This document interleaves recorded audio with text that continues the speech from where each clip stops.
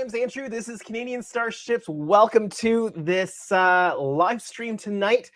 We are here on some brand new streaming software, so please bear with us if things do not quite work properly tonight. So we are going to need to test a few things, but first we've got our producer tonight, Ken. Say hi, Ken.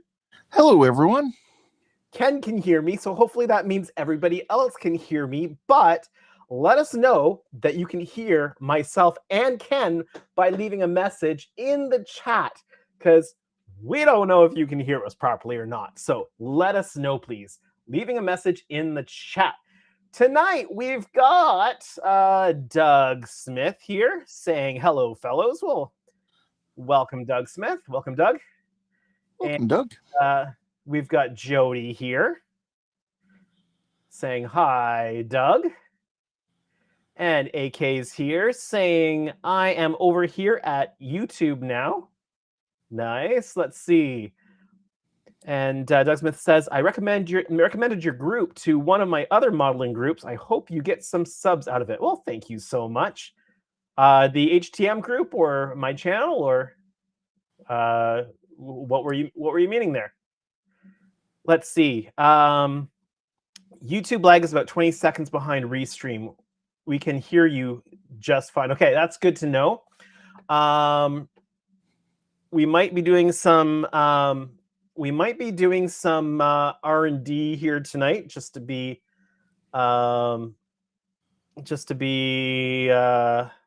clear. And for a moment, I got to see what the latency settings were, but I can't see that now because the live stream has started. So we'll try to keep that in mind, that there's about a 20-second delay. I would normally have it set to about 7 seconds. So we'll have to just keep that in mind tonight. Jody is saying that your mic is much lower than mine. Okay, that's something that we can adjust. I'll speak quieter and you turn up your volume there. Well, is mine too loud? Sorry, I mean, is Ken's too loud or is mine too quiet? What's the consensus there? Because I can adjust that in a couple of places, methinks. Well, my output is all the way. I can adjust my microphone. How's this? Is this any better? Is that louder for you, Ken? No, it didn't change at all for me. Okay, maybe it changes it for everybody else. I've bumped my audio up from 100 to 122. I don't know what that means. We'll figure it out. Let me go back to the chat. And again, also figuring out where things are in the new streaming studio. So again, there's a polar bear with me here tonight. So please hold on. Let's see. Ben's here says, hi, Andrew and Ken. Wish I was working on a model tonight, but the fireworks are making it difficult. Oh, yeah. Today's the day that you guys celebrate the liberation of yourselves by Will Smith from Aliens, right? Yes, that is the day. Yeah. Doug says HTM group in general. All right. Let's see here. I'm finding that me clicking on the chat and it going on the screen is a little bit laggy. There's a little bit of a delay, processing delay. Mike Grimes says, hello all. I hear you loud and clear. Perfect. Thank you. And Jody says, Andrew, too quiet. I bumped it up a little bit, so let me know if that has fixed it. We've got Garrick here saying, hello, everyone. Jody says, even. I wonder if that means that it's even now. Ken's Model Shop is here. Good evening, Ken. Welcome to the live stream. Welcome to the show, Ken. And Jody says, nice job, Andrew. Are you referring to the adjustments on the audio? I don't know. Let me know. And Ken was saying hi to you, Ken, and Ken's also saying hi to everyone. And Ben says, yes, 30th anniversary of our victory of the War of 1996. And Michael Fontana's here, says, hello, Andrew and Ken. Well, welcome to the live stream. glad everybody's able to make it. I wasn't sure if we'd get anybody tonight because, oh, I guess you guys down in the States are doing celebrations and stuff. So I have nothing in my cup yet. Full disclosure, I forgot to bring a cup down here. So while the countdown was going, I ran upstairs to get myself a cup. And the first one I laid my hands on tonight was the Spock Science Officer cup. So that's the one I'm running with tonight. And yes, I do have tea Earl Grey hot tonight. Good. Back to the usual. Jody says, yes, the audio, double thumbs up. He says, you're equal volume now. All right. Good to know. All right. So, Ken, your next question to me is, what are we working on tonight? Good job. You're following the script. Awesome. So tonight, we're going to be working on this and this. So what I think we're going to do tonight is I don't have any specific things we're going to get done on these tonight. It's just a matter of what I can find to do on them. With this one over here, we need to give it a bit of a once over and just see if we can find anything that needs to be taken care of. So I'm going to be looking to the chat to let me know if you guys see anything that you think needs to be taken care of. I'll show you how those seams have turned out from last week. And then we're going to be getting some, also getting some work done on this one. I've started working on those, lining my finger up with where I want to point to on these. It's very difficult. So I've got my my seams here that are troublesome sanded down. So we'll need to get those prepped for primer / base coat. And not that I'll be spraying those down tonight, but this one is pretty much mostly there. Again, we're going to kind of go over it and see if there's anything that needs to be taken care of. But it really is probably only going to need its final matte coats, and then it should be ready to go out the door. I'm holding off on the final matte coats just because it has been incredibly humid here. How are you doing, Ken, with the flooding? It's not hit my direct area yet, but yeah, it's something to be aware of for nearby. Because I've heard that the flooding is fairly substantial this year. It is, but not in my exact neck of the woods. I think you said last week you're on the right side of the river. I am on the correct side of the river. That's right. Yeah. All right. And Michael Fontana says Earl Grey hot. Yep. Tea Earl Grey hot. Yeah. It's hot. If what I'm drinking on stream is either going to be tea Earl Grey hot or the funnest organic suspension ever devised. And my sparkling water is getting a little bit low, so I might take a break and refill that here in a little bit. All right. Just as a I'm gonna run the chat also in YouTube at the same time, I believe. Because the chat I'm seeing on the side of the screen here, everybody's got the same logo of just the YouTube standard logo, so it's just harder for me to notice if someone starts talking.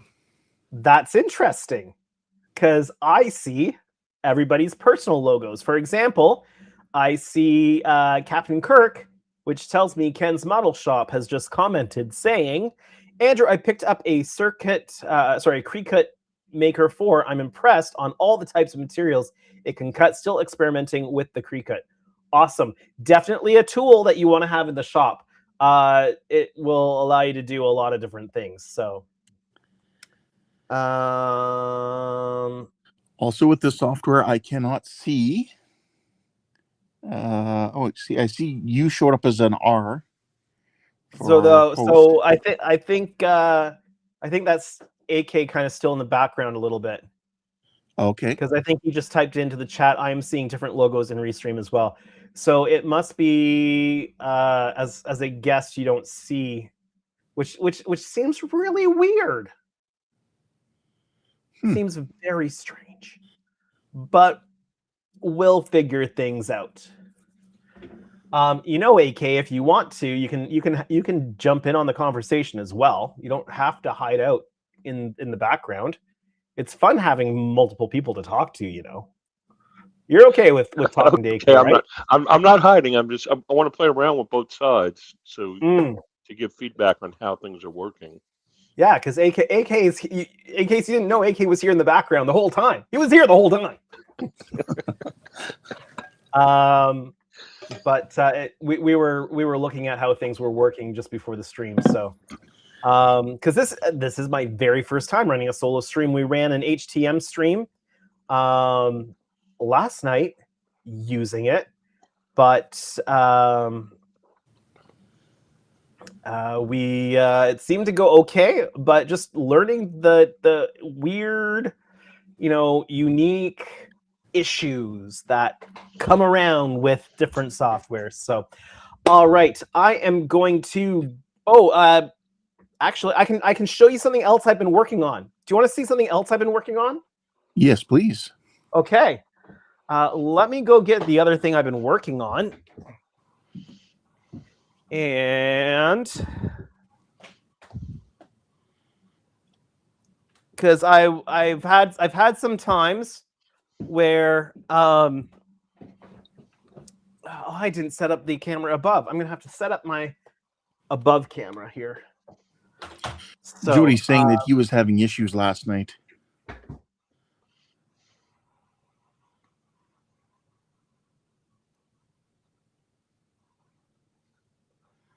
Oh, your sound's not working.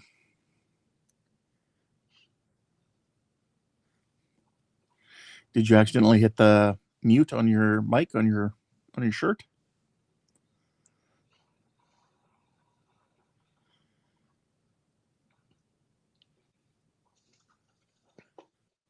Oh, thought I heard something. That might have been AK. Yeah, that was me.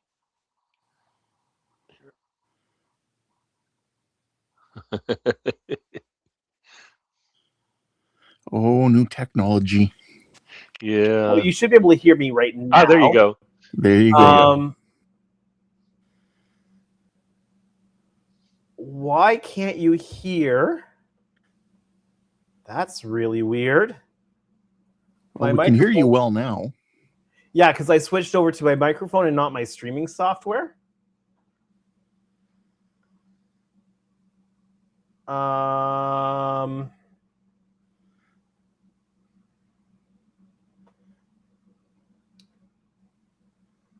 just re-adding. Okay. Let me switch over. Can you hear me now? Yes. Okay. That was weird. My microphone dropped out of my streaming software. So like I said, we're going to have technical issues tonight. And that's okay, because we're figuring it out. And we got JGG1701 says hello, everyone. Yes, he does. Well, welcome, JGG1701. Oh, I wonder what the JGG stands for, what it means. Okay. So apparently I forgot to set up my overhead cam, aka my iPhone 11, before stream. So I might need some adjustment.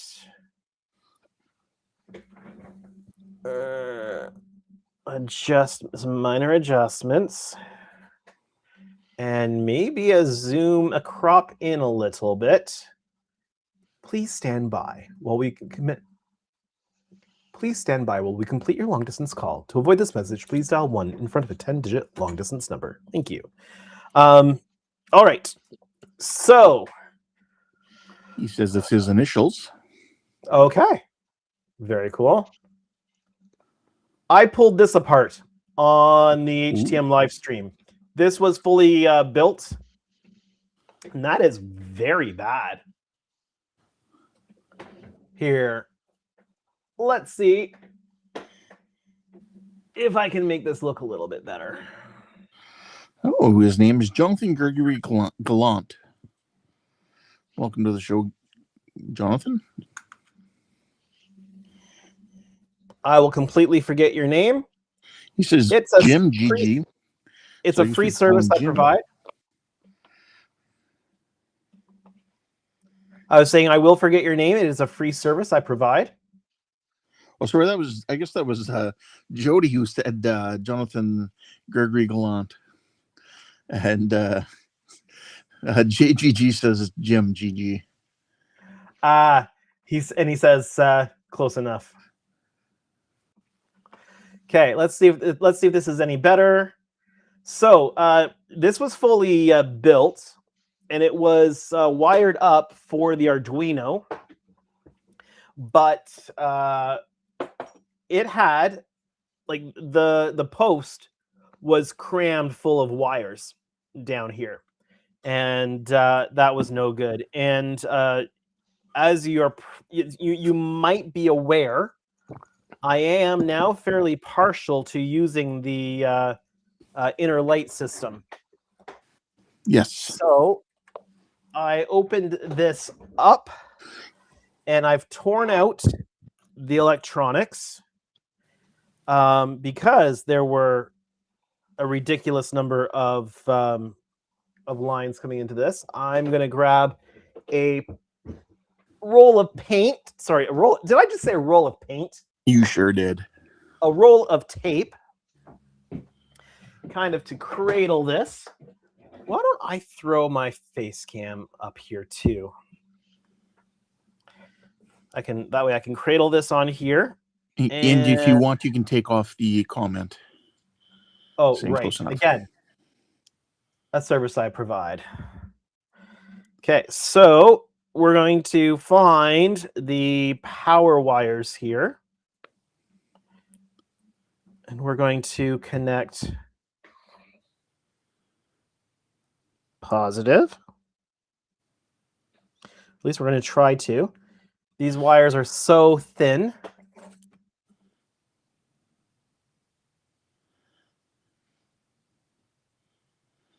So is this a game of let's see what this wire does?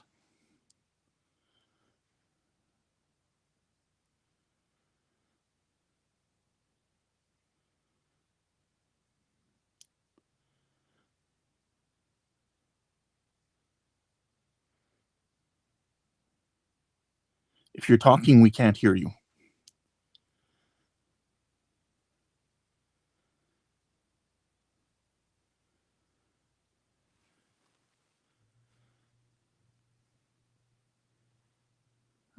No, can't hear anything.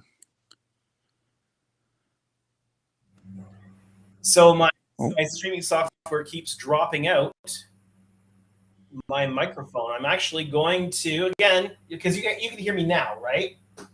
Yes. Okay, I've switched. Not as well. It's a different source, I'm assuming. Yeah, it's directly my microphone, but I'm going to try adding my microphone as a brand new source in my streaming software. Let's move this up here. Or what I've been doing is using my microphone separate from my streaming, just using my streaming for camera, and then I use my regular microphone on Restream because you can bounce between them.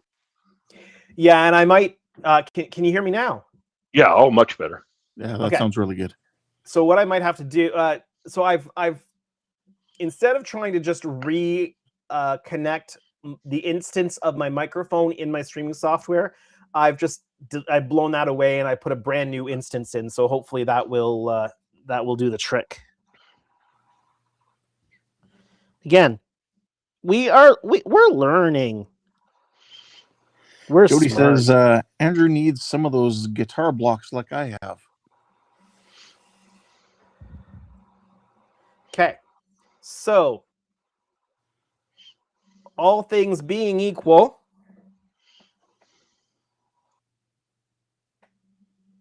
there we go. We've got light. So we've got I've switched to fiber on here, but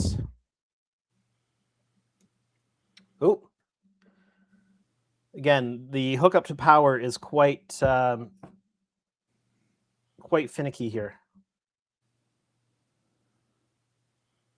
Cosmic Quest Hobbies is here. He says, "Evening all." Good evening. Yeah, those jumpers from the breadboard. They're just only supposed to be testers, not necessarily what you're really going to use. I'm not. My fiber here is a little bit dim. I might have to crack this open again and replace that one. It's very tricky because you really have to play with the fiber and bend it. So if it bends a little bit too much, there's a fine line there. If it bends a little bit too much, it makes it so the light doesn't transition well. So I might have to crack this one open and do this again, which is a pain because I have to clean off all of the CA and redo it. And then I really don't want to crack this one open. I might have to because I forgot to put the light block wall in. But yeah, so I am literally tearing it apart and putting new lighting in. Well, keeping as much of the lighting as I can, but rewiring for the inner lights. And then this way, I will only have 2 power cables and 4 data cables. So I'll have 2 power, and then I'll have RGB in and out of the model, and I'll have RGBW in and out of the model. Okay. And use this for a bit of a test case for other projects coming down the road. So yeah, that's what I'm kind of looking at when I'm waiting for things to dry or cure or whatever on the other models. So I like to have something on the go while I can't work on the projects that I'm focusing on. So I will unplug this and set this aside. But yeah, that's kind of what's happening off to the side here. And for those of you joining us tonight, feel free to pipe up in chat there and tell us what you're working on tonight, if you're working on something on your hobby bench. Indeed. We always want to know what people are working on.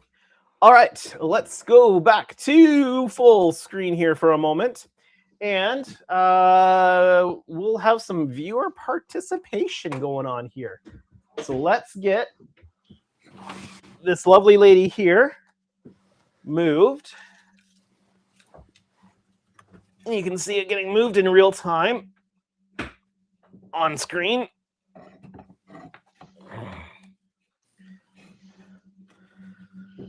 I've gotten quite comfortable doing that move now. And let me know the moment audio cuts out, if it cuts out. Yeah, if we catch it, I'm sure one of us will pipe up. 853 Heavy is here. He says, still the 1400 ED. It's going to take another year. And Garrick is building a Gundam. All right. So here is the first of the two. This is the one that we're just going to look to see if there's anything that needs to be cared for. Sorry, where are we on the chat?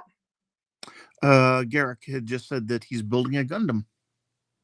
Okay. And Heavy had said that he's working on his 1400 E&D. I'm going to show these. And sorry, did we say hi to Cosmic Quest Hobbies? To Russ, yes, we did. Oh, I did. I had mentioned he was here. Sorry, I was in the middle of doing stuff. So welcome to the live stream. I'm kind of surprised we've got 15 people watching tonight, given that the Americans are celebrating killing the aliens. So, Ken, can you not click on the chat for it to show up on the screen? I cannot, no. Okay, I will take care of that, Andrew, so you don't have to worry about doing that. I'll follow along and I'll take care of that. Thank you. All right, I'm going to go to the hands-free camera here for a moment. Michael Fontana says building an Imperial Star Destroyer. Right on. Is Very it cool. like the Zvezda / Revel kit? Or is it something that's 3D printed? Okay, this is where you guys are going to use your eyes. Oh, here. Ooh, that looks good. Here's that seam. So much better. Yes.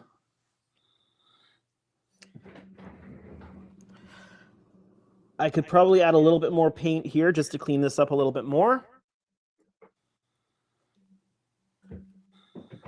And Jody is saying he placed a link to the in Tool Time for a useful tool for holding smaller models to work on. And then Russ and Jody are exchanging pleasantries. So if you see anything I've missed, let me know in the chat. Do you hear yourself echoing? There was a little bit of an echo there, yeah. I'm wondering if it's because of that camera. I think it's because that camera you're using must have the sound, the mic on. Okay, can you hear it now? Oh, no, it's gone now. Okay. Yeah, I got to look into that a little bit more. Some of my other inputs are defaulting to having audio on for some reason. Michael Fontana says the Star Destroyer kit he's working on is an old model that he had in storage.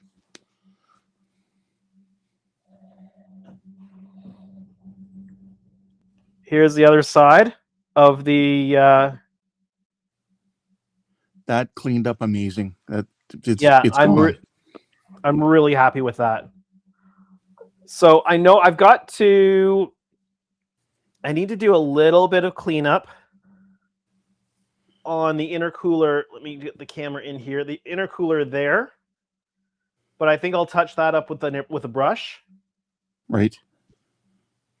But I'm thinking we are pretty much there.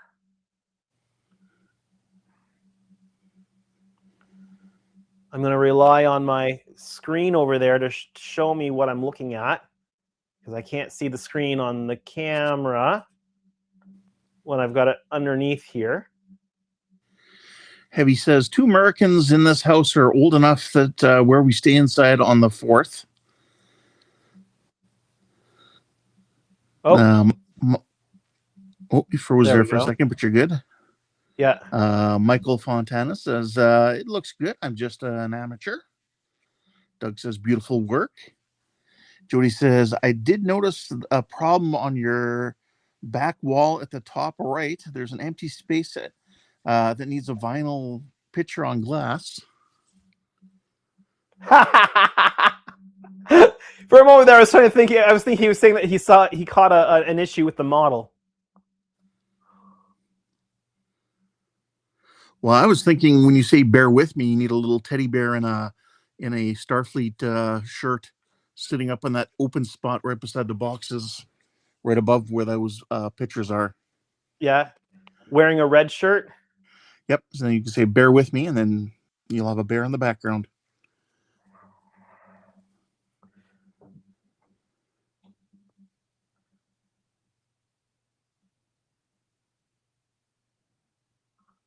It's kind of dark underneath here. It is. That's looking good. Albeit dark because of the shadows. Yeah. I think we're pretty much there.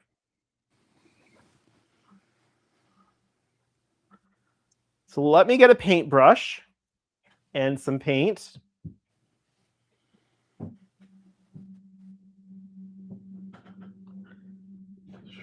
And let me touch up those. I really need a Wi-Fi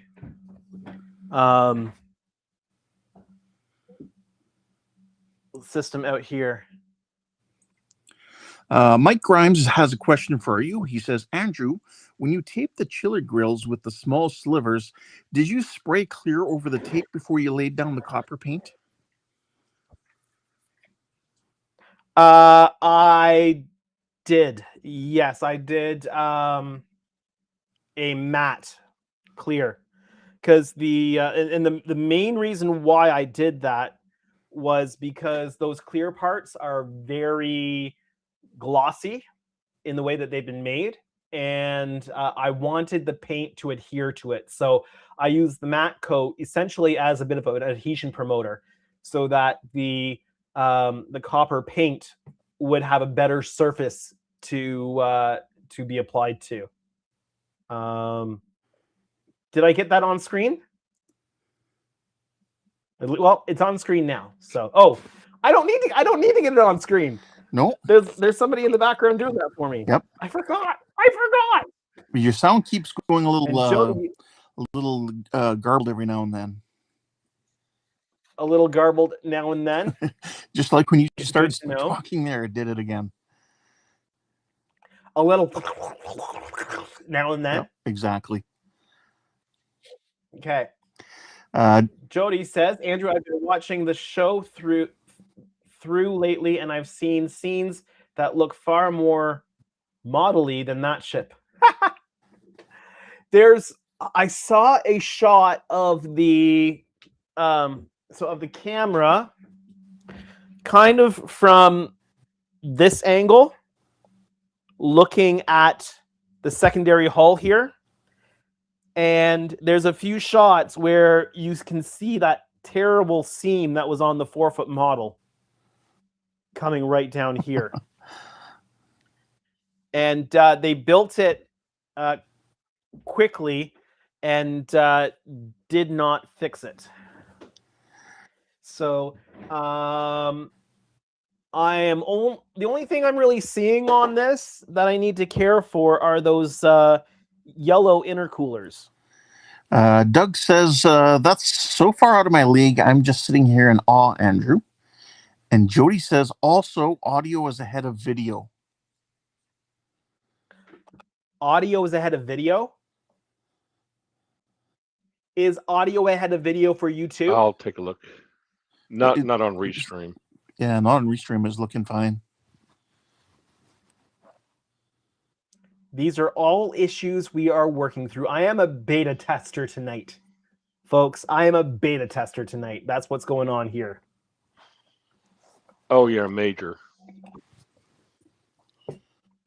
Really? Okay, let me swap my audio back. Now, Marzi Dotes and Little Oats, Marzi Dotes and Dosey Dotes and Little Lambs drink coffee. I would drink coffee too, wouldn't you? Is this any better? Jody says, sorry, other way around. Yeah, video is ahead of audio. Yeah. Marzi Dotes and Dosey Dotes and Little Lambs drink coffee. I would drink coffee too, wouldn't you? He says audio is delayed. Weird. All right, you're golden. So is it still an issue? No, it fixed it. So did it fix when I switched my microphone? Yeah, when you started doing your Marzi Dotes stuff, it was on time. Yeah, Jody says it's better. Okay, so what I've learned is that I am going to have to run, when I'm just doing the stream, I'm going to have to run my microphone direct to Restream.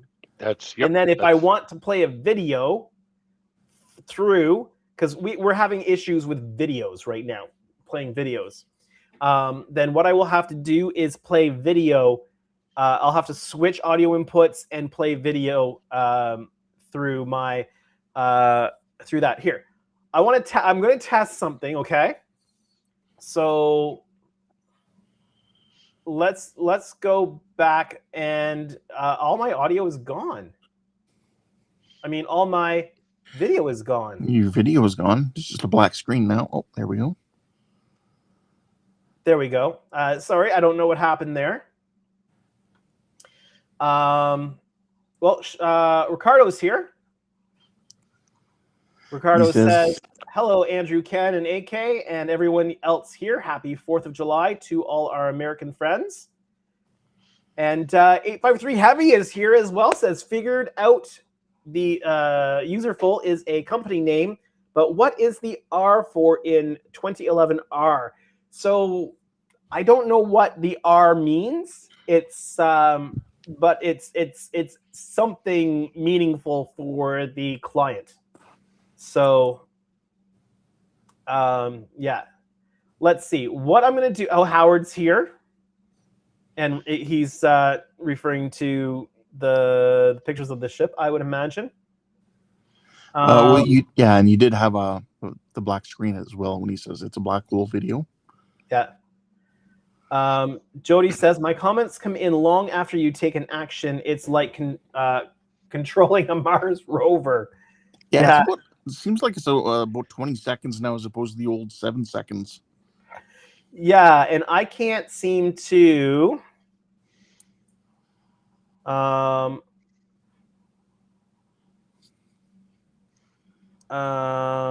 you can't change it once the stream starts. You have to wait and reconfigure. Yeah, I can't even see it. Yeah, Todd tried it last night. He wasn't able to do it. Oh.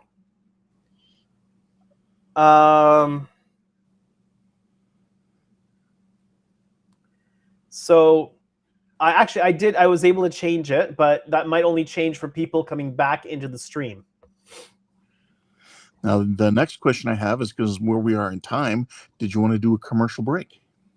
What time is it? 9:39? Sure. Let's go ahead and run a commercial break. And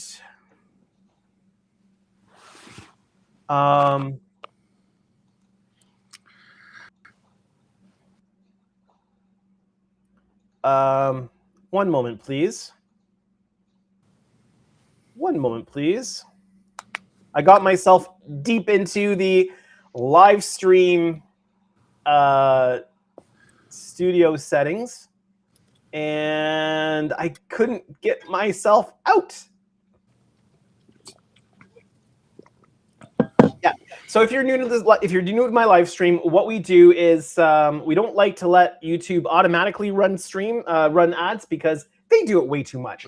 So when it's convenient, we take a quick break, we run the ads, and then we come back. So we're going to do that right now. We're going to run a commercial break, and I will not do anything.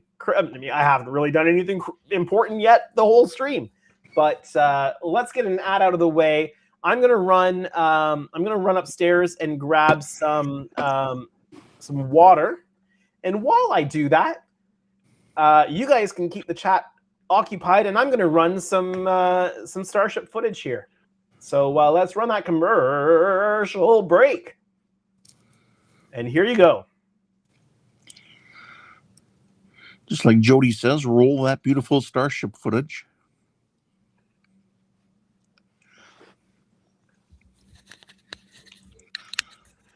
Okay, I'll be right back. Oh, yeah. Where you said something about Jody? Oh, Jody always says, roll that beautiful Starship footage. Oh, okay. So on his videos. What was the last one did you read? Because I was bouncing back and forth. See, black hole video. People are saying hello. Heavy had said thanks for the answer as to what the 2011 R was. And Ricardo's replying to Jody saying, hey. And Jody had said, yeah, you have to set it before you go live. Yeah, because I'll let Andrew know. I went out and came back in, and it's still delayed by 20 seconds. Yeah. Yeah, the 20-second delay is not optimal for, this where you want lots of, interaction with the audience. Yeah. And it's a small enough group that we're not concerned about something bad happening. Yep. Yeah, Andrew, I was telling the group, I went out of YouTube and then came back in, and it's still on delay. Still on delay. Yeah, so it might just not be able to be changed during the live stream. So I'll have to keep an eye on that. My guess is that Restream has done its own settings and overridden what I had previously. So, all right. Jody says, "Well, we're on Earth and you're on the moon, so we won't know if you've had a problem." Sorry, what? Houston, we have a problem. Oh, well, we're on Earth and you're on the moon, so we won't know if you have a problem. Ken says, "Make it so," giving the Spock fingers Vulcan salute. Garrick's got YouTube Premium for the win. Howard says, "Ken, you've been hiding from us on Discord." I haven't been paying as much attention. I turned off notifications on my Discord, so I don't have pop-ups all the time. So unfortunately, I keep forgetting to go check it now.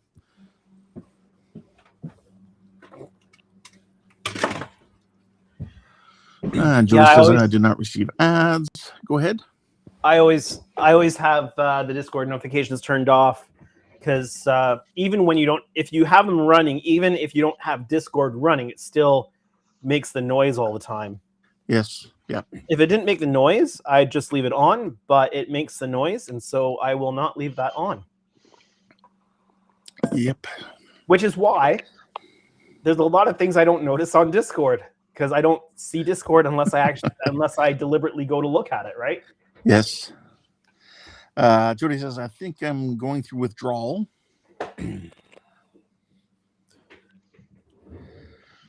What kind? I actually have all my notification settings. I have don't do notifications, but I can add apps that will say ignore the do not disturb. Okay. That makes it a lot easier on me. Messages and certain people who call and stuff like that. I don't know if Jody's saying he's going withdrawal for not receiving ads, so you don't have to listen to cha-cha-cha-chia.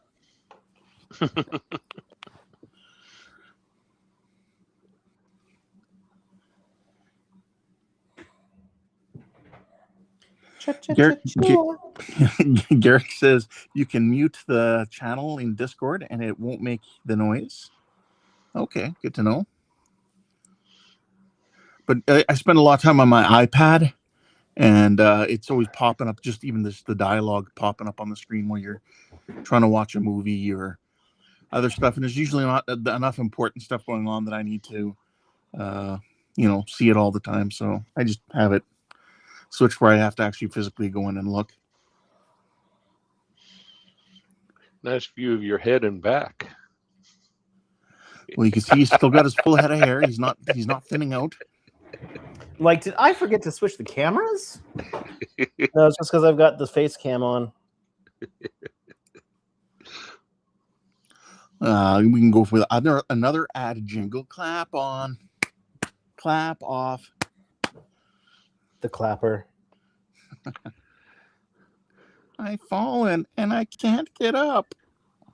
Where did I do that? Howard says, I only have it for personal people, not for the groups. Okay. I would have to go through there and look at settings. I have no clue. Jody says, are you just touching up the seams where you fixed it? Yeah, just a couple spots that needed a little bit. Howard says it's the Harry prize. All right, boom booms are starting here. So it didn't really need much touch up there, but I think if I can find my glasses, there they are. It's really hard finding your glasses once you've taken them off. I'm actually looking forward. I'm getting new glasses on Monday. All right, guys, I've got to step away a second. It's getting dark out there. I got to pull my flag down because I don't have a light on it. So I'll be right back. All right. Okay. Is that like a rule?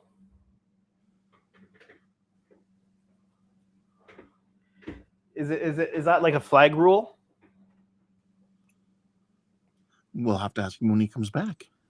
I wondered if you knew.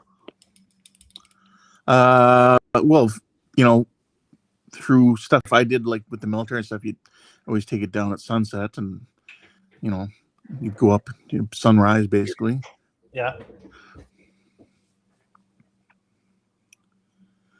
But I think there's rules. If you have a lit flag, it can stay up or something. But if it's an unlit flag, it's supposed to go up and down with the sun. I'm not 100% sure. Howard says boom booms have been going off all day here, and there's times it sounds like gunfire. So I'm going to say with 95% certainty that this is ready for final matte coats. Right on. Michael Fontana says it's a rule out of respect for the flag. Okay. I know there's a lot of rules and stuff surrounding flags, so. And if you watched Sheldon Cooper's Fun with Flags, you would know that. I don't think we're quite as particular about that stuff up here.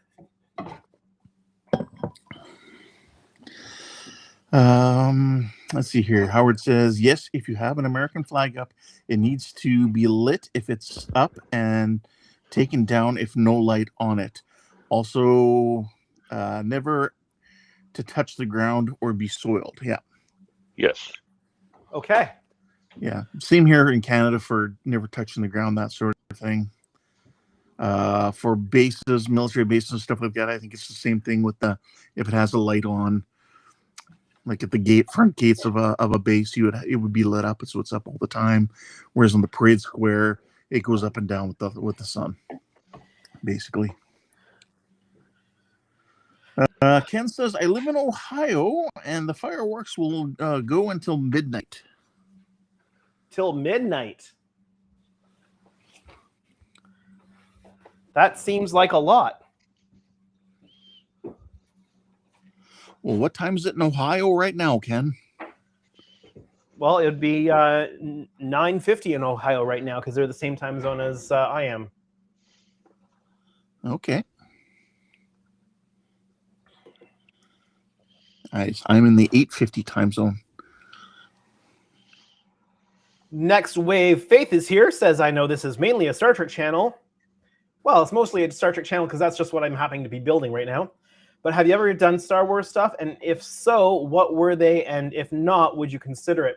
I haven't done any Star Wars stuff yet, but I definitely would do Star Wars stuff. I think I would be probably partial to doing a really good sized Star Destroyer or something like that. Something with lots of lights. And yeah, something of that variety, I think. I did offer you well over a year ago one of the Bandai Star Destroyers. It's not huge, but it does come with built-in lighting kit. Yeah, I don't remember what size that is. Yeah, I can't remember. It's not like one of those big ones like Jordan had built. I could see doing something else that would interest me. And when I say doing a Star Destroyer, I mean like doing a good sized one, like maybe the length of this table, kind of that size. Don't mind me. I am looking for a specific color of gray here, and I can't remember if I put it back here or if it's sitting somewhere else right now.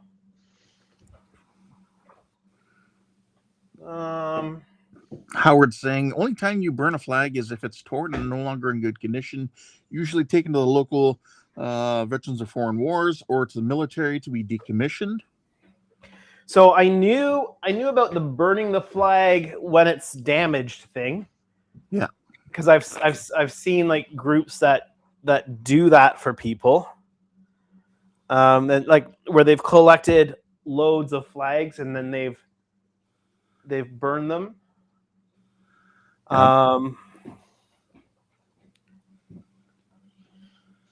Where? Oh, where has my phaser paint gone? Howard is saying 2 a.m. in Michigan, I guess is what he's referring to when the fireworks end. 2 a.m.? Like, are people actually watching the fireworks for that long and not getting eaten? Oh, no. That's usually people in the neighborhoods who are doing it themselves. Oh. We had somebody down the street from us, close enough that we could hear it and see it, putting on a fireworks display in their backyard on Wednesday. Wednesday? Mm-hmm. Yes, Wednesday. And I was incredibly surprised because it just kept going and going and going and going. And a lot of times with backyard displays, it's, they'll send one up and then a minute later they'll send another one up.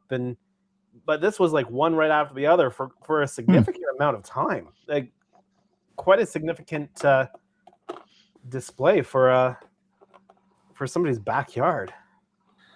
And Jody's asking, then why do they allow women to wear flag bikinis? Aren't they getting soiled? You'd see the same thing of, any real, American flag wear, such as shorts, etc. Howard says, okay, I want a 1/350 scale Death Star lit, Andrew.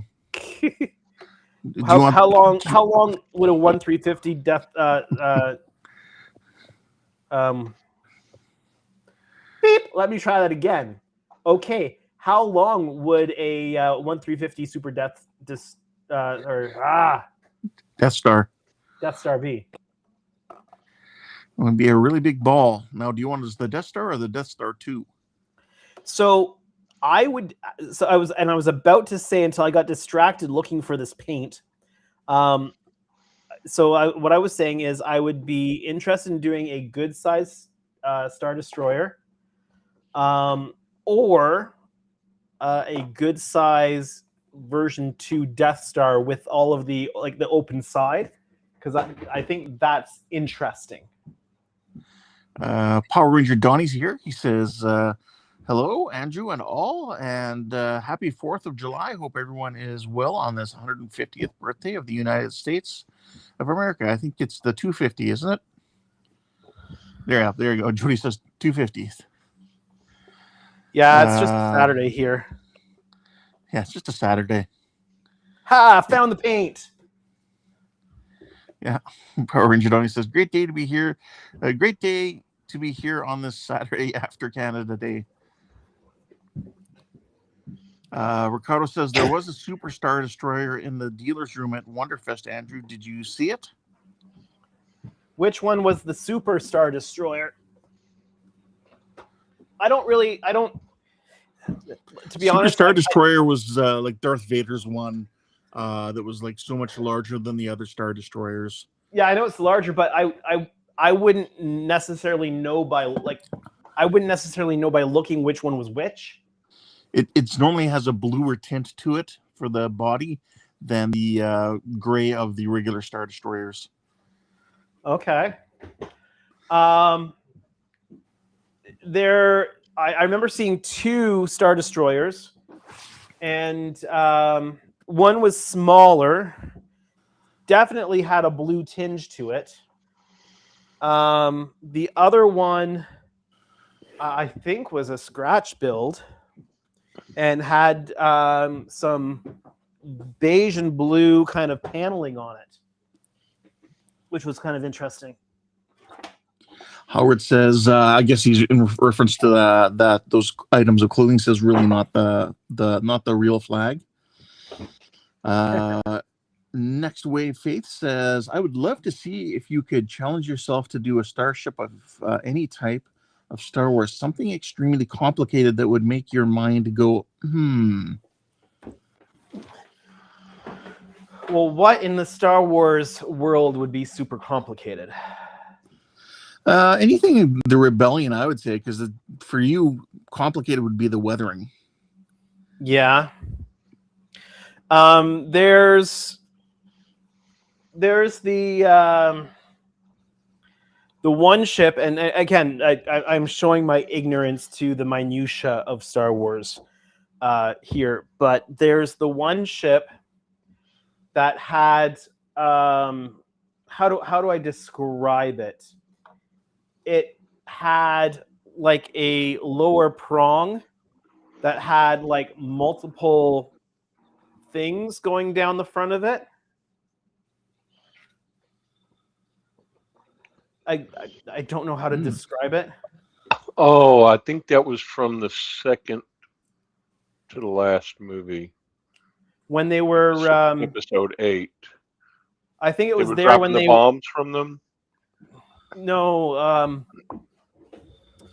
was it a fighter or a capital ship? I think it was when they were leaving. Maybe when they were leaving Hoth. Like the transports. That's way back, 1980. So those transports where they fired the the cannons. The fired the cannons. disruptor, no, not disruptors, the ion cannons at the Star Destroyer. Yeah. But I might be wrong. I'm just looking it up here.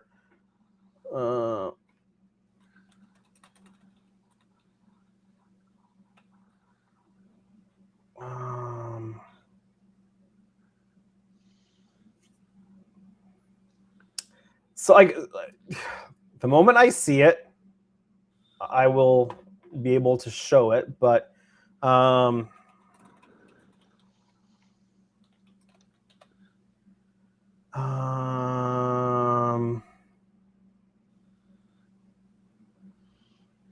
problem is how do I look it up if I don't know what it's called?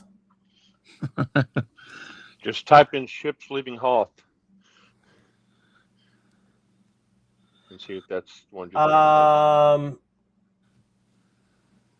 don't know if this is a great photograph, but I feel like this, just saving the image, might be it, or it's similar anyway. This is not an image I can actually display, but I can share my screen here. Oh, it's for like that medical ship. Yeah, that's the So it's got that front prong thing, and it's got all these. Yeah. So it's got a lot of like detail to it. Yeah. Yeah. All right, I'm gonna show. You'd have to get a 3D print of that kit. Yeah, I don't know that there's a kit of it available anywhere, right? So, I think that would interest me. There are other like non-Star Trek things I would like to do when I get a chance.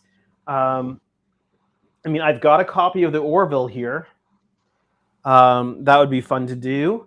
I want to get this back. I need to put my screen back on the live stream. I had it on the Google search images there. We can catch up on some comments here. Yeah, go for it. Howard says, no, the idiots that do that stuff are at 4 a.m. for the, those people. Ken says, I live in a neighborhood and trust me, the fireworks go until midnight.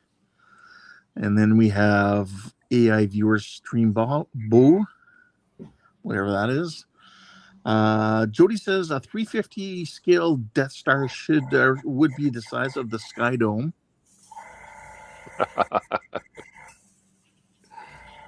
Power Ranger Donnie says next year marks the 160th anniversary of Canada.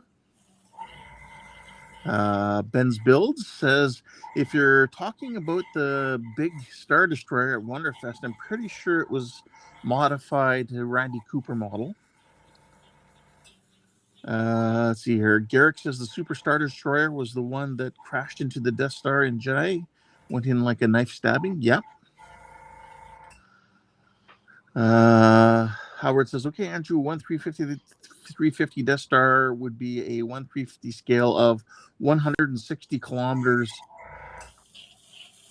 is 457.14 meters or roughly 1,500 feet.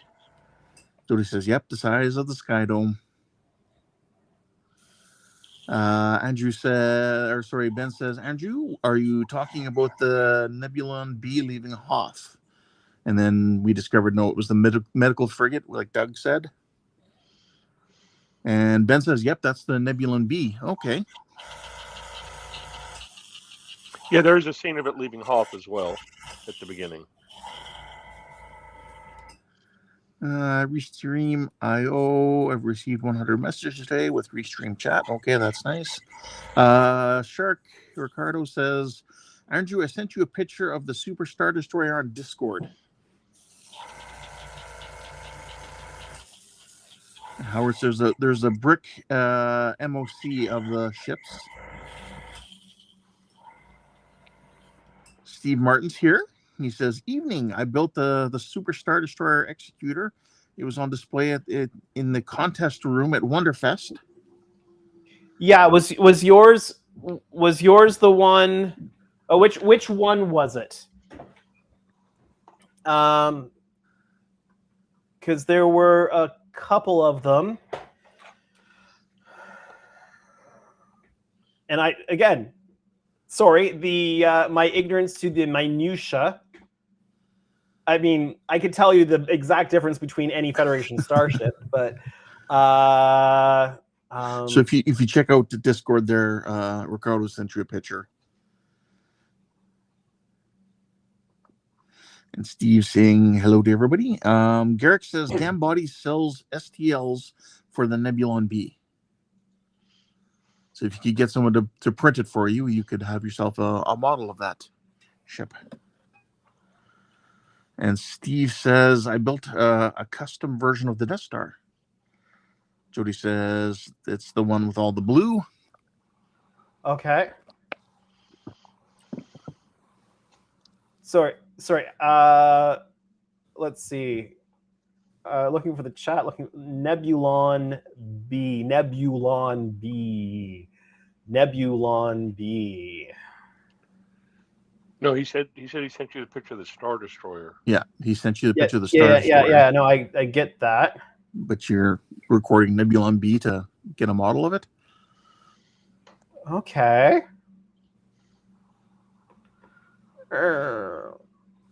So. Oh, there you go. Oh, there you go. Less than $25 US. Cool.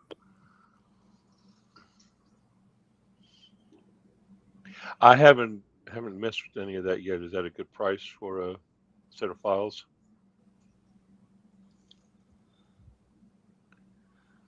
I've never built anything 3D printed like that.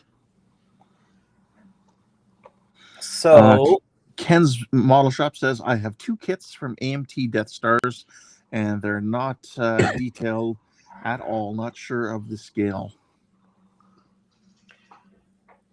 So there's an FDM at 1,500 and an SLA at 1,000. FDM is the filament, right? I believe so. Yeah, I think so. Yeah, I'd have to look into it a little bit more to see if it's doable in resin at a better size. But something worth looking into. All right, I've got one coat of the gray that's supposed to go on here. It will take a couple coats of the gray. I have to play a little bit of. I have to be a little bit cautious with how much paint I put on that. Now it almost looks yellow because it's on a pink background, but that will be the right color for the filter array. Are we getting close to commercial time? Are we already? No, not for about 25 more minutes. Oh, okay. I wasn't sure what the timing was on that. Okay. Well, actually, no, Sorry. because we run 2 in a 2-hour, and we try to space them out, so probably pretty soon. Okay. Yeah, I would have to look at that game body file a little bit more to decide whether it's something I would want to pick up or not. But yeah. Howard says that's a decent price. You get FDM and resin for them. Yeah. Oh, cool. But Garrett says you can print Gambody FDM files in resin if you have a resin printer big enough. Okay. Howard says, but you can. Oh, go ahead. I was going to say I don't have a printer right now, so that's something I've got to look into. I need to. Where's my face here? Here's my face. Multiple of my face, actually. I fully intend to, at some point down the road, invest in a good-sized 3D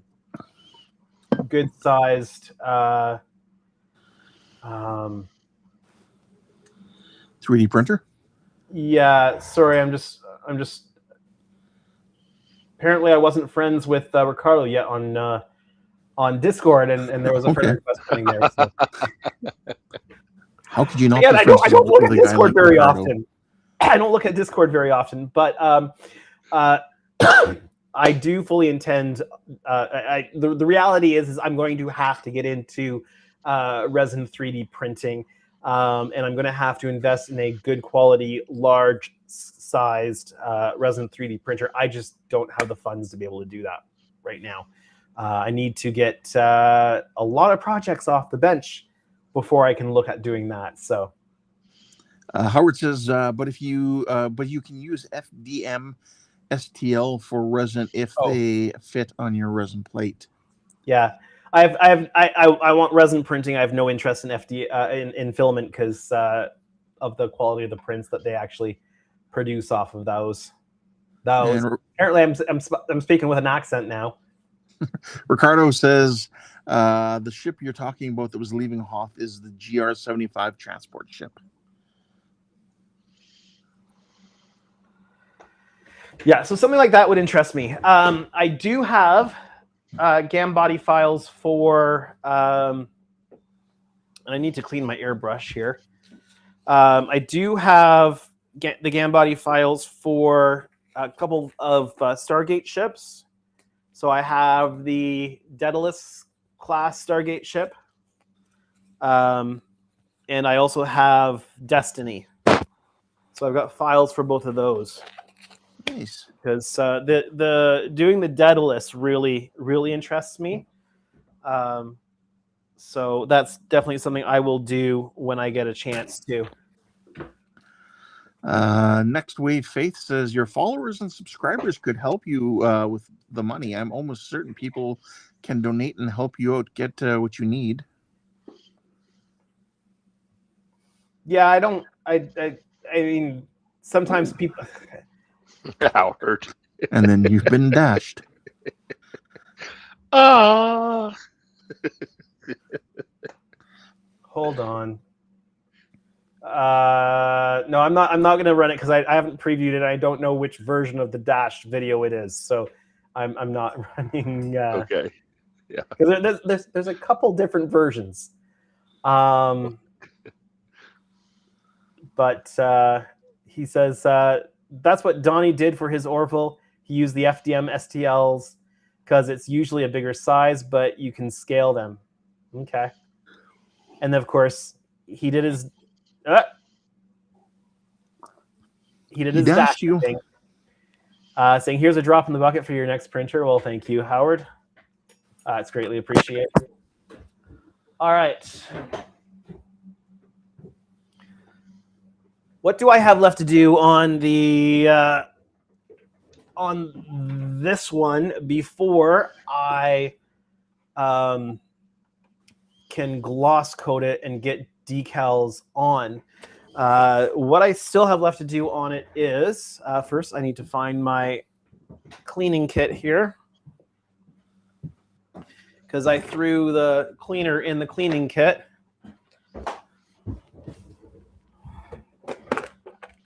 And this is the Ben cleaning kit. Yeah, it's a very good cleaning kit. I've got the same one that I use. And why my camera is so badly out of focus here, I don't know, but that might help. It looks like it did. I mean, I should probably just throw my face cam up here as well. But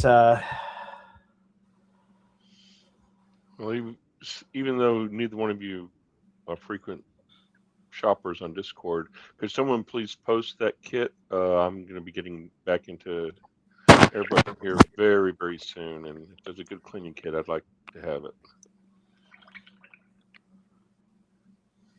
I've got that stuff. What you had in the box. Yeah, maybe if one of the American Iwata cleaning kit. Oh, okay. All right. Thank you. Yeah, maybe one of the Americans. Want it. Maybe one of the Americans can post a link on Discord, because when we post Canadian links for our American friends, sometimes they don't quite go to the right products, as we've discovered. Gotcha. And Ken's asking, Andrew, you have the Cricut Explorer, right? No, I've got the Silhouette Cameo 4. But is the Cricut Explorer, is that the software for it? Well, the Cricut is a. Oh yeah, right. Is a cutter. Yeah. No, I've got the Silhouette Cameo 4 sitting over here on the media cart. And it's done me quite well.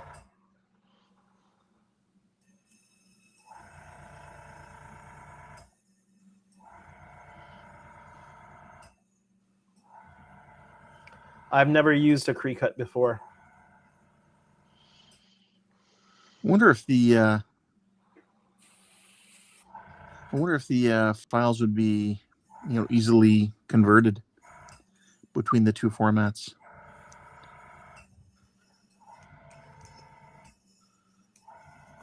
Well, you can use vector files, like vector art programs, to create your work and then export it accordingly, or import into your cutting software if you have cutting software that will allow you to do that.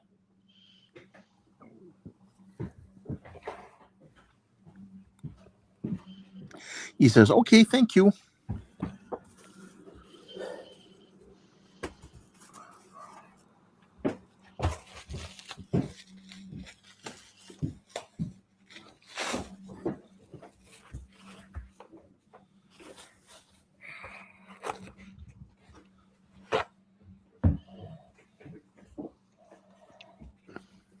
Kind of feel like we've gone quiet. Too quiet. People are listening to the fireworks.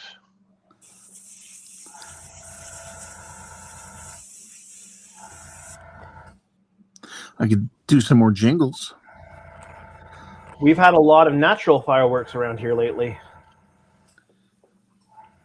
Oh.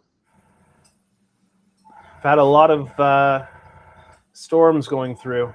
Oh, okay. Yeah, natural. In fact, on Canada Day, they got such a heavy storm run through the nation's capital, they had to cancel all of the Canada Day events. That like the heat wave we're going through. Sorry, what's that? Kind of like the heat wave we're going through. They had to. A lot of cities canceled stuff. Oh, especially on the East Coast. Well, they got such torrential downpours in Ottawa that it started to flood the city. Gordon's here. He says, "Hey guys, welcome to the live stream. Welcome. Okay, so Remind me how to do this, Ken. So you loosen off the nut on the back still. Go back to the back there. Yeah, there you go. And you can pull your needle out. Oh, you don't have to take it all the way off. Yeah. There you go. You can wipe the needle down, going with the direction of the needle. Obviously, don't stab yourself with it.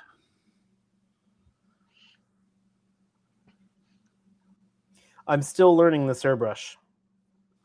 Yep. And realistically, even just blowing through just the cleaner and stuff, if you're like, are you looking at using it again right away with your clear coat, or were you going back to one of the other paints for the other ship? I'm probably going to wait until the general humidity drops a little bit to put the clear coat on. Okay. Because the humidity's dropped a bit now. We're only at 63%. But we were at like 75 earlier today. Right. Wow. So I want the humidity level to drop a little bit before I throw the clear coat out on that.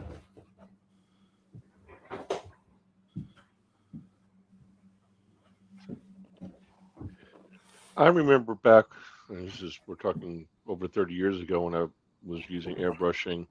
After I did all that cleaning, I would run my finger as I'm slowly twirling the needle just to make sure that something wasn't stuck on there. Yeah, just using visual. No, with your finger without the glove. I mean, sorry, just tactile. Yeah, yes.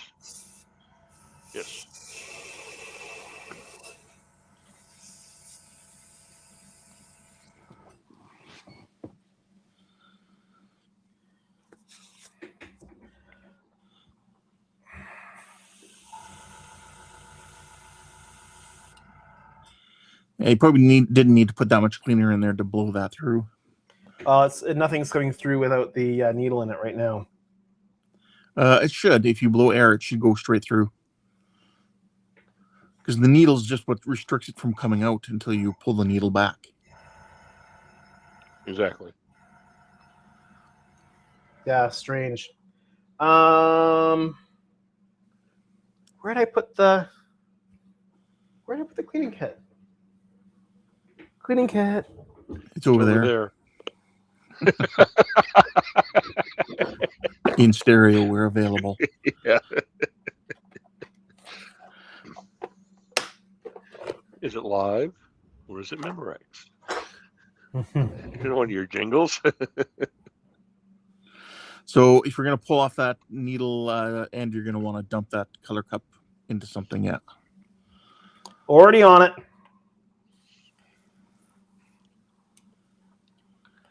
Yeah, that tool is very handy, that red handle tool for removing that. Yeah.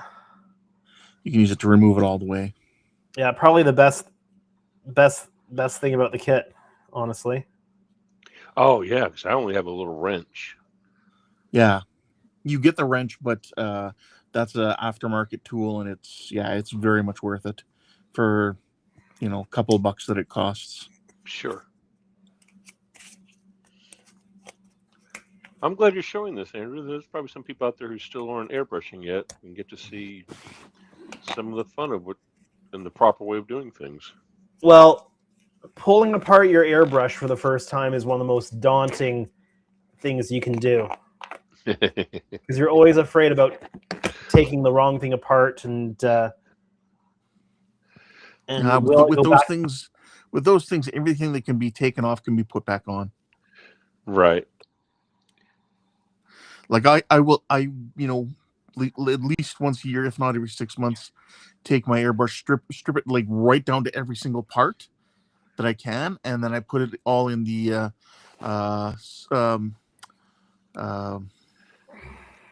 sonic cleaner. Oh, okay.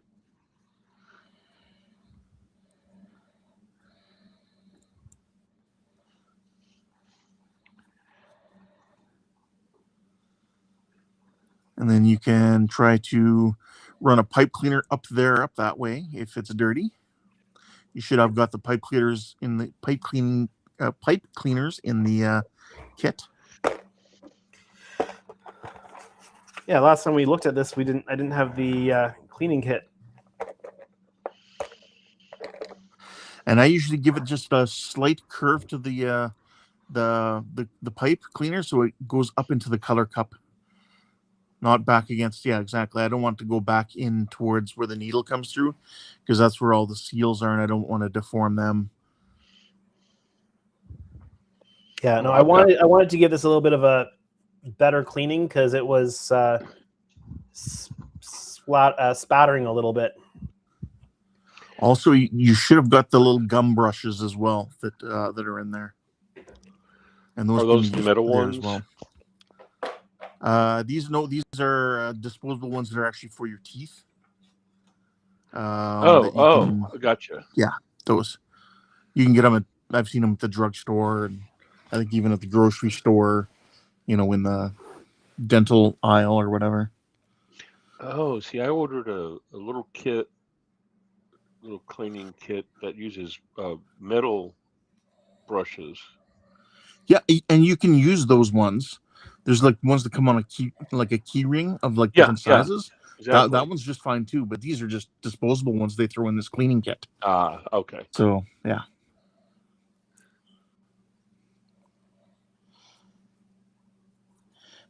Ken says he cleans his airbrushes with lacquer thinner. Yeah, a lot of times I do too. Black. Careful, you're gonna get a certain song stuck in my head.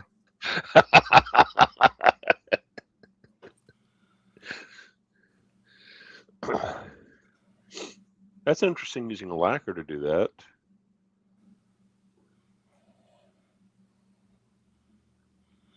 Yeah, the lacquer, is fairly strong. It'll really clean it out. I found something that has a formula where you use acetone and some other stuff to make your own cleaner. Yeah, people make all sorts of different recipes. Blair is here. He says, "Hey, all." Welcome, Blair. How's it going? Hey, Blair. We were doing a little bit of work on your ship here tonight. Oh, one of those is his. Cool.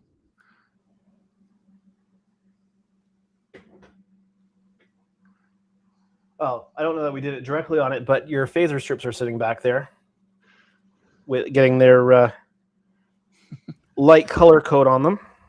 Ricardo says, "Now I have to hear the song." Well, you'll have to wait till Thursday.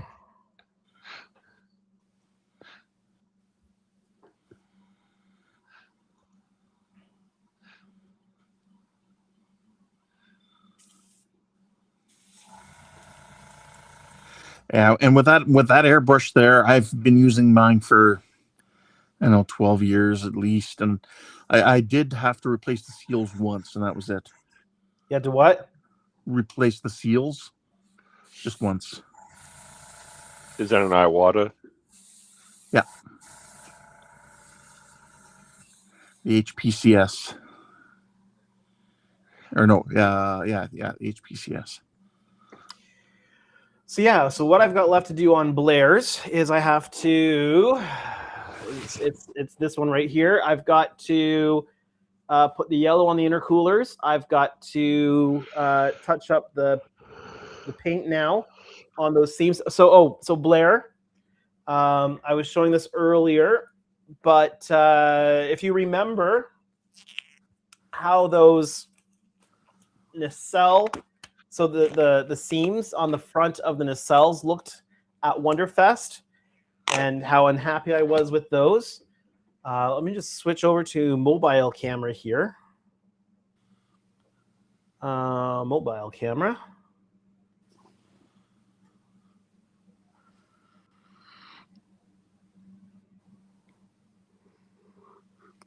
Ricardo says, "Luckily, I have the MP3." Yeah, I saw that Todd was sending that over to you during Jordan's stream. Nope, we're not on that. I have to switch cameras here. How's that look? Number 1 or number 2? 1 or 2? That's looking so much better. Steve Martin says, I posted a few pictures and short videos of my Star Destroyer, Executor, and Death Star Death Star 2 on Discord. Check them out. I will. I apologize. I stepped away a second to refill my drink. Blair says, unreal. So I'm so much happier with that seam now. And he says, crisp. So Steve, where did you post it? Did you post it in Sci-Fi?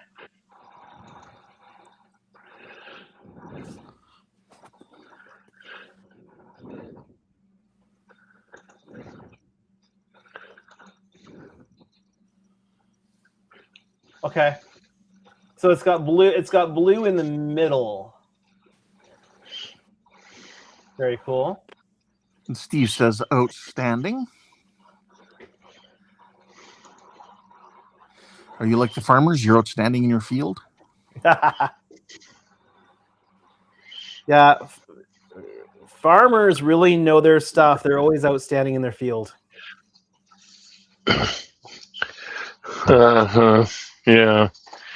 But bump. You gonna be here twice tomorrow? Let me go back to handheld here.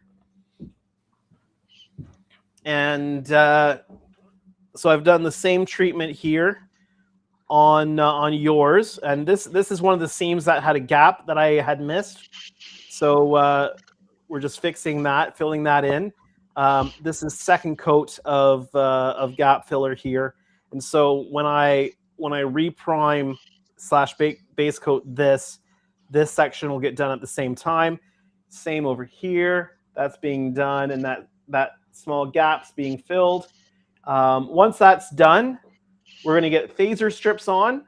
Phaser strips are getting the main phaser strips, I should say, are getting their very light color coat. Looks a little odd on the color here because it's on a pink background.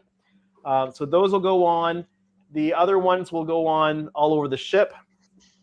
We will go over this thing for touch-ups and anything that needs to be taken care of. And then it's going to get the gloss coat. And then we get to put all those decals on. Probably the most time-consuming aspect with the decals is are the escape pods. Because, well, let me show the difference between the two of them right now. Here are the final escape pods, all individually numbered with that detail. But this is what they look like before the decals go on. They've got the painted detail, but not the decal detail yet. So there's about 450, well, there's exactly 450 escape pods on the ship that require decals. So that one takes a little bit of time to do. And Ricardo says to Steve that Death Star looks amazing, Steve. Congrats. And Blair says, be nice to see it christened with registry. Yep. That's the easy part. I will give yours the same treatment I gave this one, where that main registry will be meticulously cut out so that there's no appearance at all of transfer on the main registry. Yeah, get rid of that carrier film. Yeah. Okay. All right. I need to pop my head out the door because I've actually got phaser strips that I primed, the smaller ones, sitting outside. So I need to make sure I get those. And it's also probably time to run another commercial break. Yes. So yes. Let's do that. So I'm going to run the commercial break, and I'm also going to I'll play that video again, or or you guys can just talk over my. I guess you can just talk over my camera while I go do That's that. basically what we did last time. All right, so let's run that commercial break, and I'm going to go get those phaser strips because we might be able to, if they're dry enough, we might be able to get the actual phaser color down.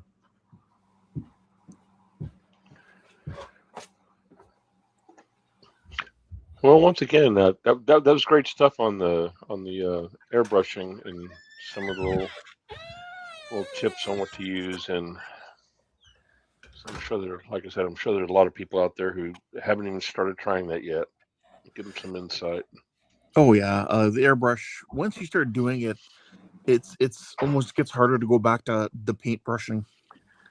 Well, I first started it back in '88, and then got away from it in the mid '90s, and I haven't done it since the mid '90s. So yeah, late '80s I started with it too, with an old Pache.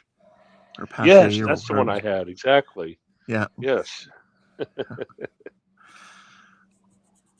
And I was young, and I spent all my money getting the airbrush. Couldn't afford a air compressor, so what I got was an adapter to use on a tire. So I had a trailer tire for a trailer, and I'd just take it to the gas station.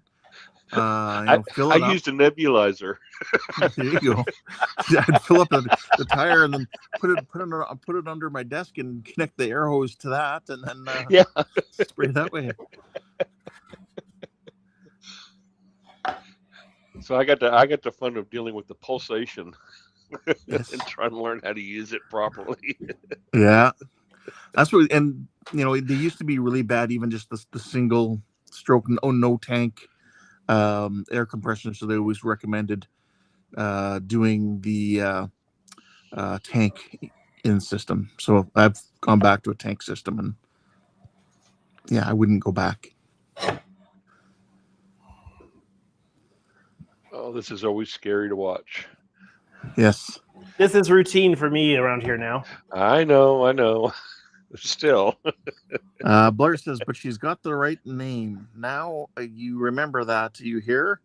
You treat her like a lady, and she'll always bring you home. Yeah, that reminds me of this picture right here. Mm-hmm. Yep.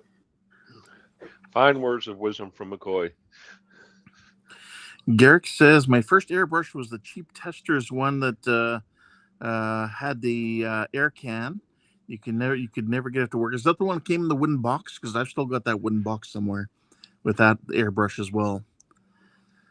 Ricardo says, that's what the lungs are for. Just put the hose in your mouth and blow. LOL.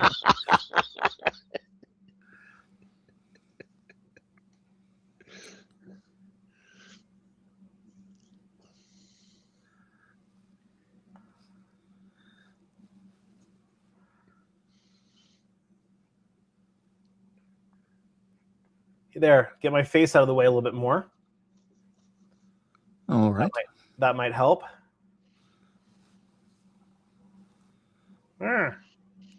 See, for me, on the screen where your face is where it says live, and it's got the time stream on it.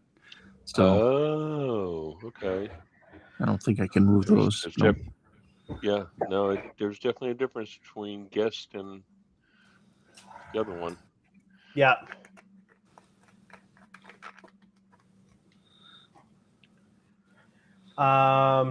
Garrick says, no, it was a plastic blister pack, probably the same airbrush, though. It could be. Did it have the multiple screw-on different needles for different methods of spraying?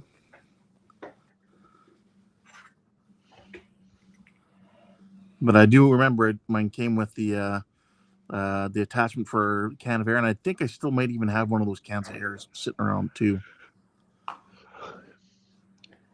I may have tried that, and I said, "No, I'll use the nebulizer. This is ridiculous." Well, eventually I did get the cheap air compressor that was like without a tank, and you'd get a little bit of that little bit of like sputtering of the air. Sorry, probably Andrew. not as bad as a nebulizer. So I was just wondering who's planning on joining the Grissom group build. Oh, that's a good one to ask people. I'm definitely on it. Yeah. So I think the rules of that is you only build on stream, right? Interesting. Is that how it works, Ken? I'm not sure. That's a very good question. This will be my first group build, so I don't know. Garrick says no. It was the bottom feed, like the like the Posh. I think he's trying to say posh. Yeah. That sounds right. Yeah, I'm looking forward to it. I got 2 models I'm going to play with my my airbrush, so I can start getting used to it before I try and do anything on the Grissom. Hopefully. Jody says he is Grissom. He is the Grissom? When he says I'm Grissom.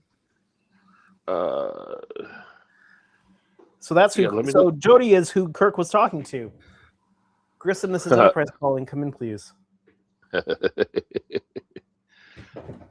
No, Ricardo. I got the Serene. Is that what it's called? Serenair. Serenair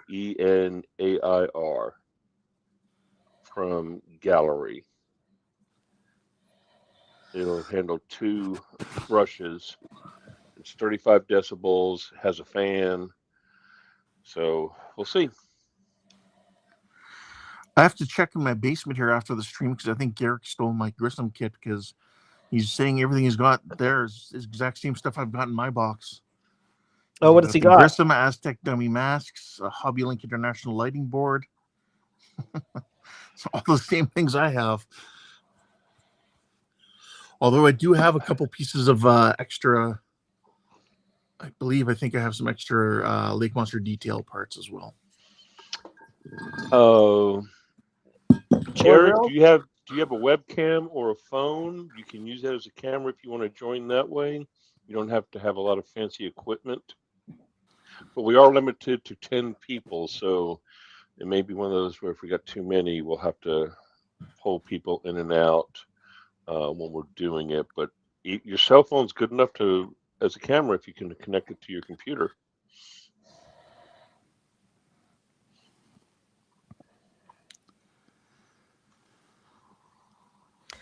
Looks like the Grissom's a pretty easy, straightforward build. Yeah. Yes, it does look like it. I like how they designed it to where you can add lights to it. Yeah, it's been designed for lighting, which is nice, yeah. Jody says, I only that doesn't have mean we're not going to make modifications. Sorry, what was that? It doesn't mean we're not going to make modifications. Yes. Jody says, I only have the model. That's all you need. Doug says, the only Starship I have is the USS Franklin. I got that kit as well. That one. Yeah, that's from the last Star Trek movie. From oh, that's right. Okay. Yeah, Beyond. Yeah. Yeah. Thank you. I couldn't think of the title. It actually has the name of the registry actually indented like right into the actual hull of the ship. Right. I remember. Yeah, I'm not sure how I feel about that. Lou Dalmeso did a build of it shortly after it came out, that kit. Yeah. How does it appear in the movie, though? Does it have a indented registry? I think so. It must, and it's really pronounced the indented registry on that model. Mm-hmm. One of the current kind of fads when it comes to 3D printing starships is having the registries raised or recessed, which was never part of the way the ships were done USS Franklin. Doug, yes, you can get the Grissom because I got mine from Amazon. Yeah. Yeah. Garrick's asked us, Cult TV Man has them in stock.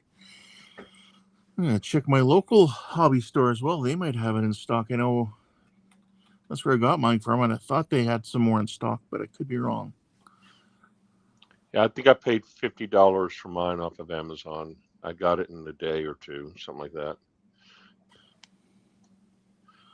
You know what?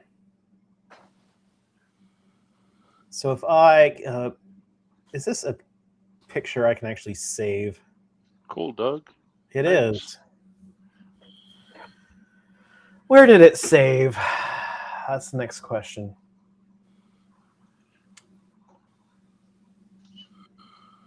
Nope, they do not. They do not. Nope. Oh no, that's the Kelvin. Who has donuts? He said do as dough instead. Yeah. Donut. He's being way Canadian there. And donut, I mean, really, former cop as well.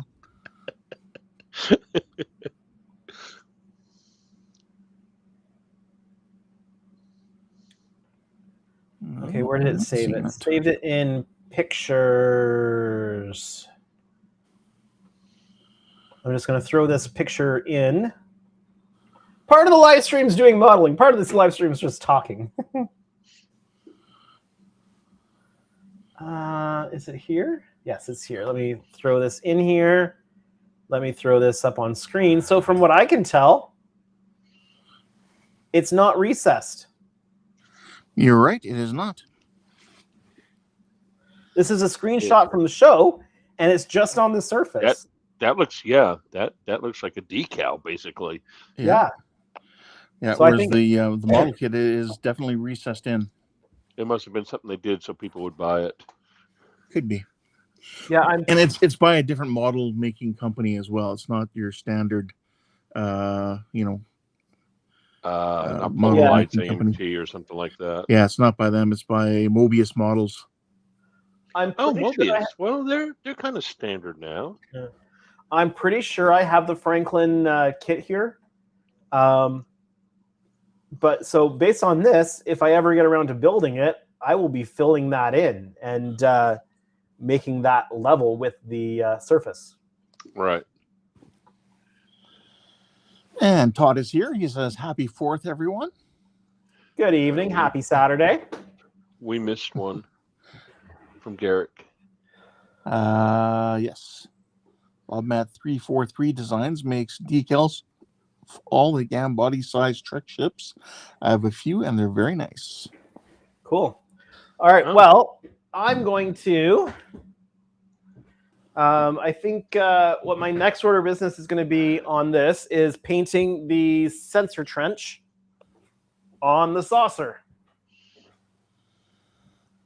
And my tape I used as a support for a model. So let me grab that. And Garrick says, "Never liked the Franklin. I like the Kelvin, though, but that kit is too expensive now." I find the Kelvin a bit of an odd design with the single nacelle and the weird secondary hull. Yeah, but that's it is definitely weird, but I think that kind of is nice to see for something that's supposed to be in the TOS era. Because they were really on the show, they really didn't have, basically they just had, an Enterprise ship just relabeled every other week. Yeah, the funny thing about the Kelvin is that was actually one of the designs that they were thinking about using for the Enterprise.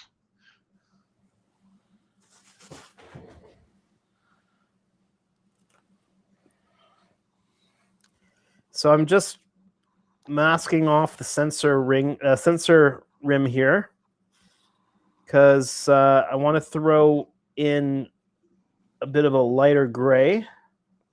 So medium light, like medium, I guess a medium gray in there, not too dark.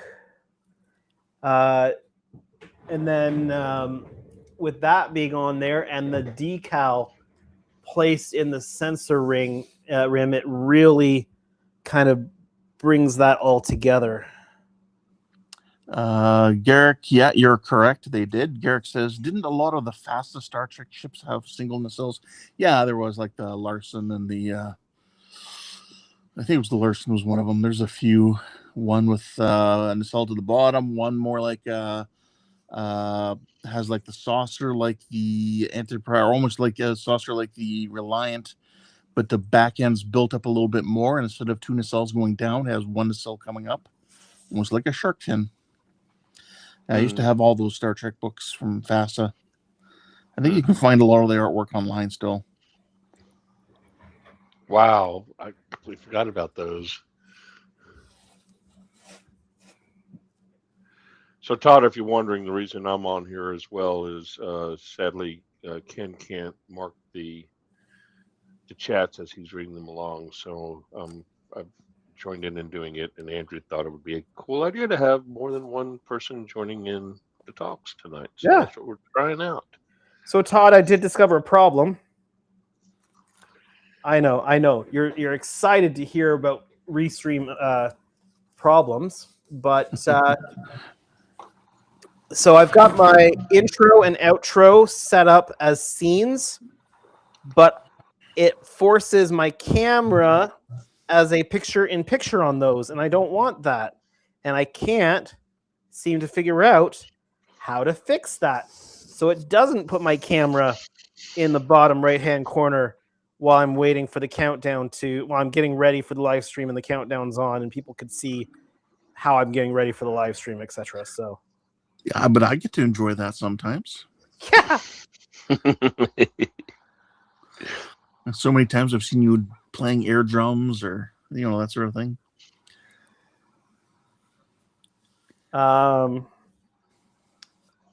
This is awkward.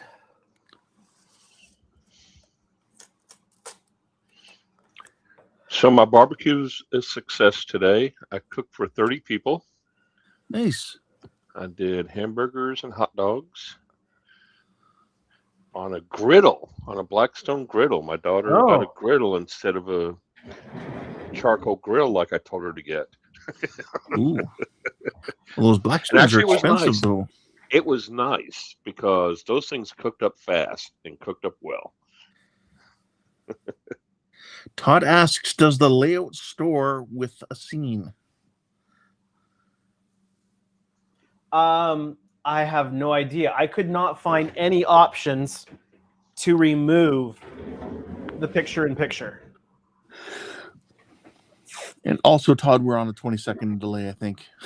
So, yeah, it's changed my delay settings, and obviously I can't switch those while I'm streaming. So we're stuck with a 20-second delay tonight. So I'll have to kind of keep an eye on that.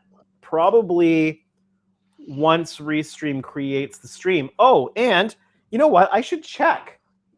Because technically I should be also streaming on Twitch right now. And you know what? Oh. I didn't even I didn't even think to look at that. Am I actually streaming on Twitch right now? I thought I saw a comment from Twitch earlier. Oh, you did? Yeah, well, it was like, it was a Twitch notification here at the Twitch icon. It just says AI viewers streamboo.com. Hey! Oh, is that what that was? I am streaming on Twitch. There you go. Do you have any viewers there making comments? I don't know if I have any viewers on Twitch right now. You see what Todd said there? I'm not looking at it right now. I'm not even seeing where I see how many people might be watching, but the whole live stream is up. Yeah, there might not be anybody watching, but it is streaming on Twitch. So Needs to be full screen format. Well, was it not already full screen format?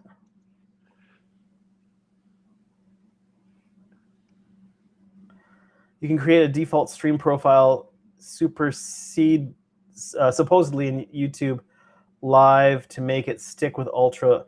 So I thought I had done that, but yeah, I thought I had done that, but it seems to have overridden. Yeah. I'll have to look at that after, because what I ended up doing was running the video off of my streaming software, but there's some issues associated with that as well. So it'd be nice to be able to not do it that way. Are you guys both still there? Yes. Okay. Yep. I didn't want to interrupt you while you were doing your back and forth with Todd there. It's cool that I'm able to stream on Twitch again. You weren't able to prior?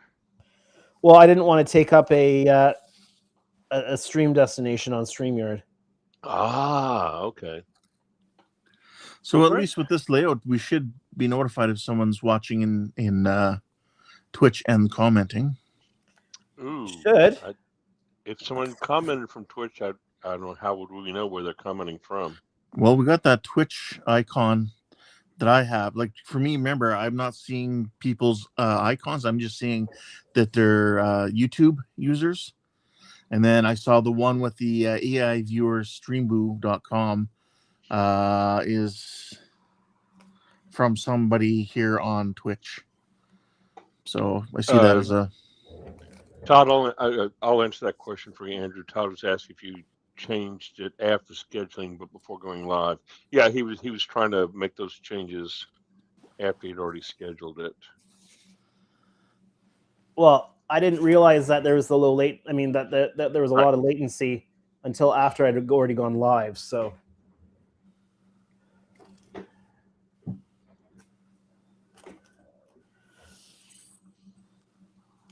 Tried changing it, but it wouldn't change while I was live. I think he's talking about your intro and all that stuff.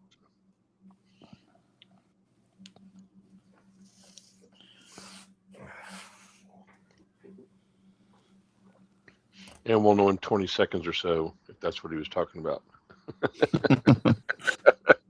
Yeah, I prefer the viewers to be as close to real time with us as possible, because it makes having the back and forth much more difficult if there's too much of a delay. Just like I don't like when I'm watching somebody's stream and I get an advertisement every 5 minutes. Yeah, Todd said once live you can't change the latency.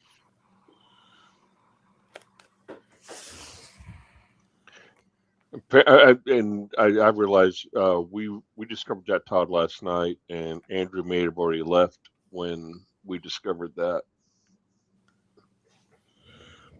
When you discovered that it was... You can't change the latency once you go live. Oh. So, Andrew, are you going to be going late tonight? Probably not too late. If I'm over the 11 o'clock, I'm not too worried, but I won't be too much over that. Okay. Yeah, you just got about 4 minutes left. I do always have to work in the morning, so...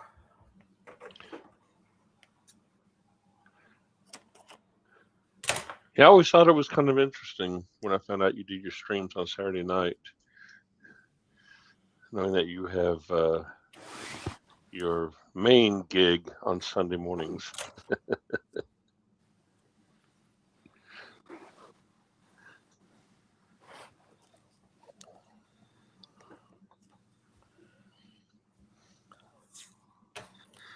Jody says, last night I felt like there was a delay between each other on stream.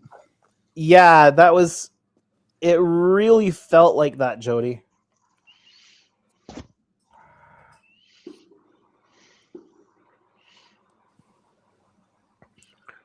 Oh, I see what you're saying on the restream on that part of it. Yeah, in the studio. People. We had as many as 7 people on there at one time. Yeah, he says it was more difficult than normal to speak.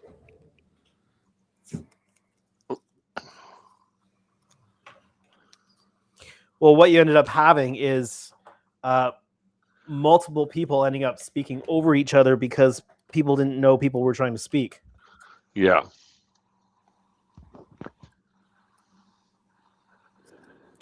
I mean, we generally always have an issue with people speaking over each other, but it was just... What are you talking about? It was just amplified. No, I don't think we do have a problem with talking over each other. Interrupted Cal says, moo. It was just amplified last night by what felt like some odd delay between us in the studio. Yeah. Is the audio and video still aligned okay now?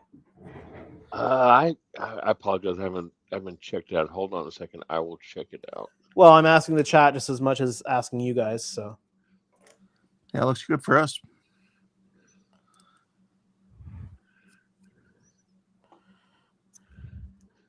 Not that we can see your lips moving.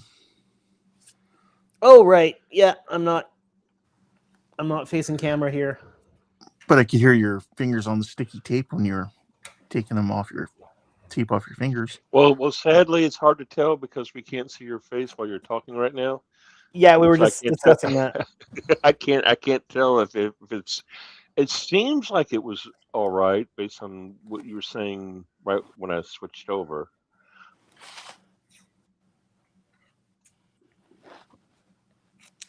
But maybe somebody can tell us. So all we're hearing from right now is Todd and Jody. Did we lose people? We got 20 watching. We haven't lost anybody. Yeah. I'm surprised how many people we have given the American holiday today. Okay, well I'm one of them because I'm watching on YouTube as well. And I'm also one of them. All right, so here's the... We're padding your numbers. Here's that sensor band now masked off. It'll get a shot of paint in there, and that'll give the backing for that sensor band. So tune in next week. That's in there. Nice. Here, let me... Yeah. With those decals, it looks amazing.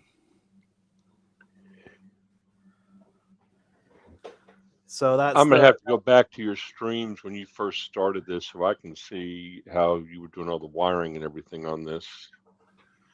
And that whole portion of what goes on with this. Well, and there are adjustments I will make on the next large projects based on what I've learned on these large projects. So, all right. Doug says he has to stay home to make sure the neighbors don't burn down his forest down with fireworks. Yeah. Seems about right. All right, guys, it is that time. I'm at a point where I can stop working for the night. So we're going to call the stream there. Thank you, everyone, for spending some time with me tonight. Hopefully, if you are having celebrations tonight, that you have a safe celebration. Nobody fires Roman candles directly at you or something like that. But thank you so much for spending some time.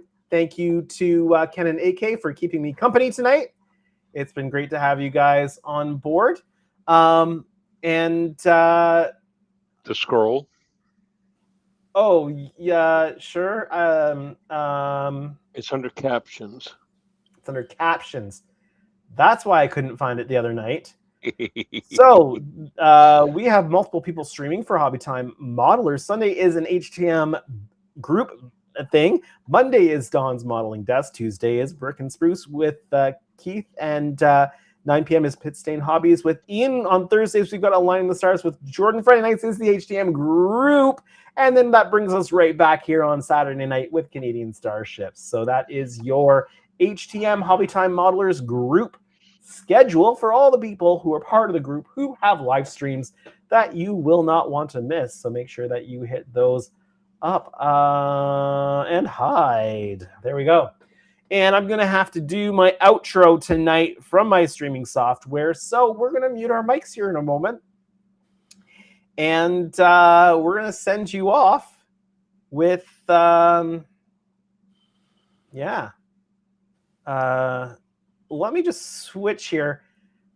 Can you still hear me? Yes. Oh, yes. Okay. So now that I'm not using it, the audio held on the other input. So that's interesting.